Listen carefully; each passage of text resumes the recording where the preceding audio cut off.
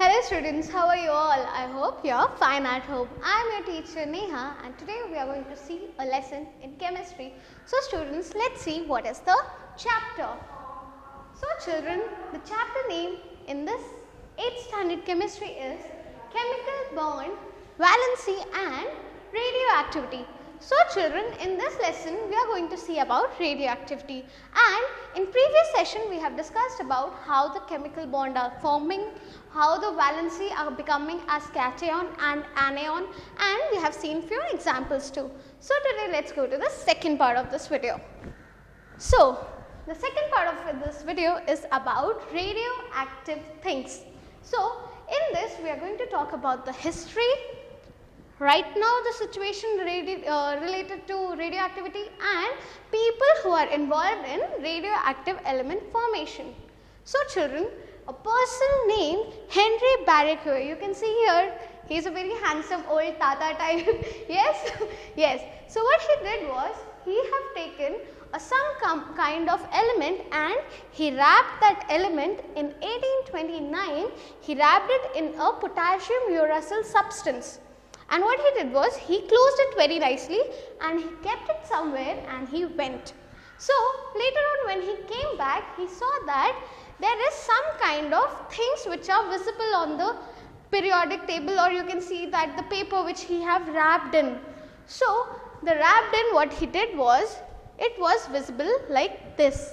So you can see some patches over here, right? So later on he found out that these patches were due to the presence of uranium in the potassium salt. So this way the first radioactive elements, that is uranium, was found out, right? Yes. Then later on, according to the radioactivity, there are mainly 3 people there. First is Marie Curie, Smith and Marie Curie. Marie Curie and Marie Curie are husband and wife. So they both have involved in the formation of the radioactive elements, and Schmidt was the person who was first of all discussing about the elements which are present in a periodic table. So what he found out was, this is a periodic table. So in this periodic table, children, you can see that there is light blue parts, right? Yes, so these light blue parts are the radioactive element. So what are radioactive elements, children? Radioactive elements are the elements which will show some kind of radiation coming through them.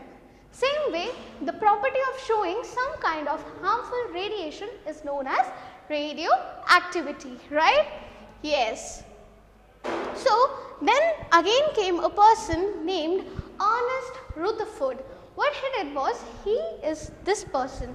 He have decided that okay, radioactive elements are there, but how these radioactive elements are working? So what he did was, he had taken a radioactive element, that is uranium, and he did an experiment with that. What he did was, in this particular space, he had kept the radioactive element which was uranium. What it is? So what he did was, after keeping that in a lead block means from there the radioactive element cannot go through it. So in that he have pointed a small place through which the radiation can flow. So what he did was, he have checked that whenever he was passing the ray of the radioactive element at a particular point where the electric discharge or electricity here it's provided, you will see that there are 3 ways how the light is getting deflected. So what he saw was, there were 3 types of radiations. One was beta ray, gamma ray and alpha ray. So he said that not only the radioactive property, but in the radioactive property there are 3 types of rays which are formed, and they will depend upon how it is penetrating or it is going through a substance. So now let's see how this came into play. So I told you that he found there were maximum 3 types of rays which were originated. One is alpha, beta and gamma. So children, let's see what is alpha. So children, alpha is having 2 protons, that is, it is having in its nucleus two elements, that is 2 small protons and 2 neutrons. Same way the charge, that is the atomic charge of that element became +2 and the mass of that substance became 4. So children, if you are seeing the periodic table, you will see that helium will be having charge as +2 and its atomic number, when you are doing the calculation, it will become as 4. That means in that there are presence of 2 electrons and 2 protons. Later on he saw that beta. So children, beta is divided into 2 types. Whenever you are talking about beta, there will be negative charge over that. But when you are having a beta symbol with a positive charge, it will be known as positron. What it is? Positron. Now, first let us see what happens if the beta is there. So, beta resembles to the mass of an electron. Same way, its charge was -1 and as I said that it is showing the weight of an electron, that means it is negligible, which is very small part of hydrogen. And then come to the positron, which is beta positive. It is used generally in antimatter electron. It is something, electrons are negatively charged, but positrons are positively charged. So that is the main difference here. And the charge will be +1 and I told you that it is an electron, so it will be of negligible weight. Then comes the gamma. So gamma is symbol is written as like this, okay? Yes, and it is having the composition of photons of electromagnetic radiation. Photons means they are a packet of electrons or packet of light energy, okay? So this packet is showing the composition of a gamma ray and you will see that the charge of the gamma ray is 0, which is negligible, and again if the charge is 0, the mass will also become 0. So this is the way how he found that there are different instruments. Now let us come to the property of radioactive isotope. So children, isotope means they will have different mass numbers, that is the above part of that substance will be varying, but the element remain as it is. So there are few examples here. What you can see here is americium 241.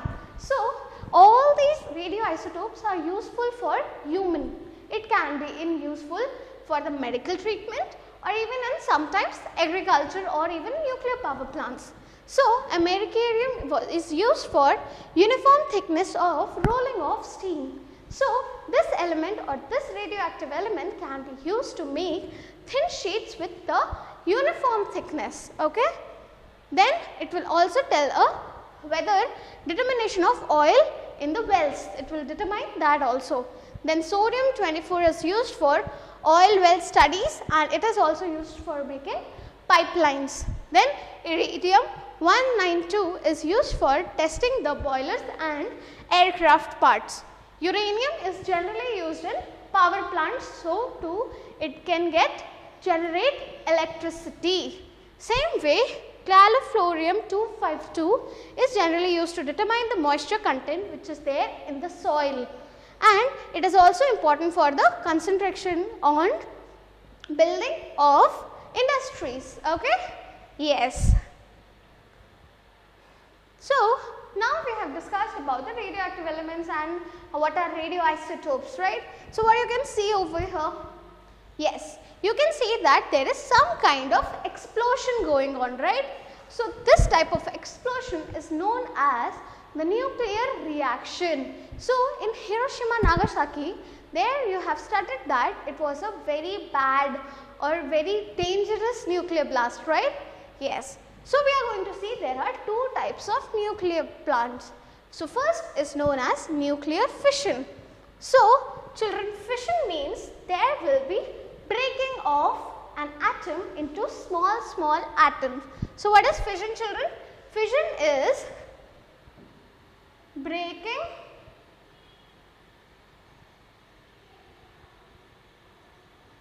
of heavy metals. Okay? Yes. So here you can see the reaction also. First of all, what is happening is you are taking a big atom. For example, you take uranium. Uranium is a bigger mass number element. So, when you are passing a neutron through it, you will see that it will start getting splitted, and then you will see that a large amount of energy is getting released with the formation of various small elements. So, that is known as fission. Same way, after fission there is one more procedure which is known as nuclear fusion. So, children, fusion, when you are discussing, fusion means what? If I am telling that fusion of food, that is all the kinds of food are getting combined. So, here fusion means combining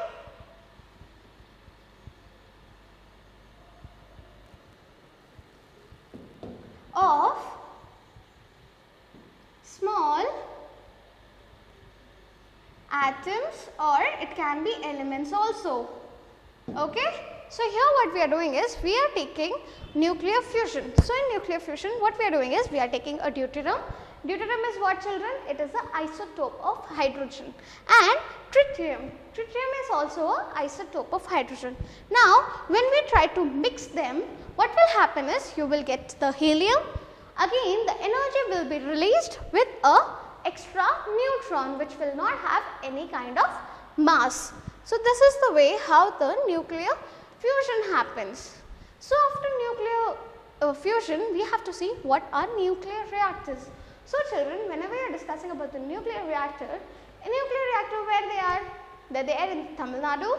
They are also present in North India. Okay. So, this is the internal structure of a nuclear reactor. So, generally this is a reactor. In the reactor there will be a presence of control rods. Control rod means if more number of neutrons are passed, then if the number of neutron increases, it can happen that the reactor gets braked. So, these will control it, and then the energy gets passed. When the energy gets passed, it will go to the various instruments or various places, which is turbine, electric generator, or even cooling tower. So, this is the small way how a nuclear reactor will work. And then what are the safety measures for working in a nuclear power plant? So, children, the first one which you can see here, there is a man, right? So, whenever a person or a worker is working in a nuclear power plant, he should have a head mask so that it does not affect his brain. Then specs for the protection of eye, then gloves and protection jacket, then sealing everywhere. See, even the boots, even the pants, even the earpods, they are putting earpods so that mining is done, right? If there is large amount of energy produced, then there can be some sound protection also. So, for the protection of ears. Same way, if you are taking a nuclear reactor, the nuclear reactor side should be a very thick side, because if it is thin, due to the passing of neutrons, it can break and the nuclear energy can be liberated outside. Okay? Yes. Same way, there should be mechanical thongs so that the things can be picked up by this, not by human power or manpower. Then there should be a perfect sealing or film badge so that only after scanning people can go in. Okay? Not everyone should go in. Then regular health checkup should be done for the workers who are regularly working inside a nuclear power plant. Right, children? Yes. So, students, in this lesson we have discussed about in previous video what are the chemical bonds and how the chemical bonds will be formed, why they need to form. Then we have seen that what are anions, cations, what and how the valencies are being produced. Now, in this video session we have seen about radioactivity. We have talked about the past, the present and the nuclear power plant and nuclear fission, fusion and the safety measure. So, children, then after finishing this video, you can go to the description box where you can see the question bank, the self-assessment and the study material. See, this is the question bank. In the question bank, there will be only questions so that you can go through it, and later on just go through the self-assessment. Children, self-assessment is very important. Only then you will get to know whether you have understood the lesson or not. So, students, I hope you have enjoyed the session. Next time we will come with a good video again. Till then, bye-bye.